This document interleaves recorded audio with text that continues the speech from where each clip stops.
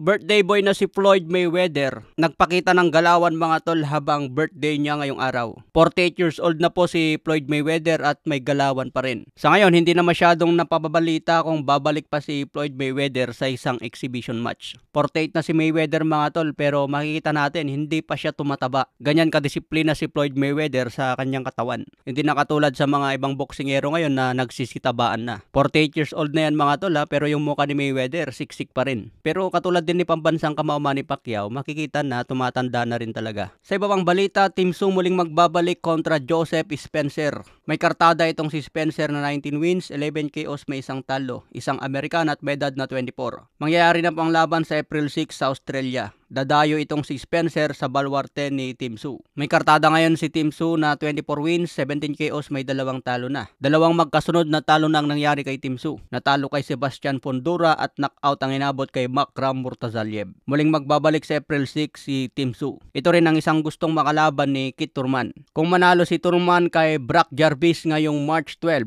isusunod daw ni Thurman itong si Team Tszyu. Pero isang mabigat na laban din ito para kay Thurman, Brock Jarvis. May kartada na 22 wins, 20 KOs, may isang talo. Mataas ang kanyang knockout ratio. Dadayo din si Kit Thurman sa Australia sa baluarte ni Brock Jarvis. Malapit na ito mga tol, March 12. Muli nating makita si Kit Thurman sa ibabaw ng ring. Huling laban ni Thurman kontra Mario Barrios noong February 2022 pa. Nakuha naman ni Thurman ang panalo noon via unanimous decision. Pero sa haba ng pahinga ni Thurman at nagkaroon pa ng injury, mukhang delikado din siya kay Brock Jarvis kung hindi maganda ang kondisyon. Pero pinangako naman ni Thurman mga tol na 100% ang kanyang kondisyon at iwasan na ang magka-injury. Pero syempre kapag iniiwasan mo ang injury mga tol, alalay ka lang sa mga training, lalo na sa sparring. Dati sobrang trash talker itong si Thurman nung makalaban pa niya si Pacman. Pero matapos nga pumatalo ni Pacman mga tol, mukhang nagbago na ang karera ni Thurman. Pero isa si Thurman sa mga hinahangaan natin sa welterweight division. Sayang nga lang hindi niya nakalaban si Spence at si Terence Bud Crawford. Napakagandang pukpukan sana ni Thurman kay Crawford o kaya kay Spence. Samantala rematch ni Canelo Alvarez at Dimitri Bivol pinag-uusapan pa rin. Kung dati sinasabing peking gandrong ang ginawa ni Canelo kay Dimitri Bivol, akala daw kasi ng kampo ni Canelo aakyatin lang si Bivol at tatalunin. Pero ngayon pinatunayan na ni Bivol na isa siya sa mga elite fighter. Mas nakilala kasi si Bivol matapos niyang talunin si Canelo Alvarez. Pero mas gumawa ng pangalan ngayon si Bivol matapos talunin si Arthur Beterbiev at maging undisputed sa light heavyweight. Kaya ngayon hindi na pwedeng sabihin na mamaliitin pa ni Canelo itong si Bivol kung magkaroon ng rematch. Kaya malaki po ang tsansa na ikakasa din ito ni Haring Turki. Malaki pa ang kikitain ni Bivol sa kanyang boxing career mga tol, bata pa ito. Edad 34 pa lang si Bivol. Kikita pa siya sa trilogy kay Beterbiev, kikita kay Benavides at kikita kay Canelo Alvarez. Kung akyat pa si Bivol sa cruiserweight, kikita pa ng malaki. Okay mga tol, abang na lang po tayo ng next update.